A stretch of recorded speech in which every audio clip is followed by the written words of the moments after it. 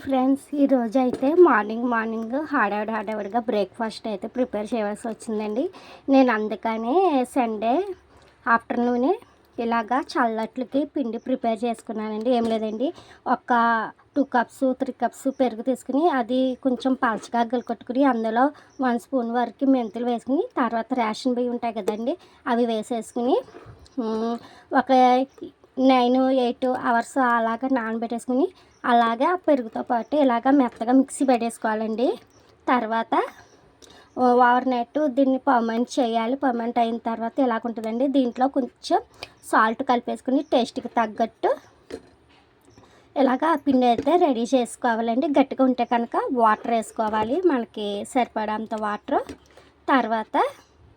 తర్వాత అండి ఒక మూకిట్లోని ఆయిల్ వేసుకుని 1 స్పూన్ వరకు ఆయిల్ ఇలాగ గరిటె సహాయంతో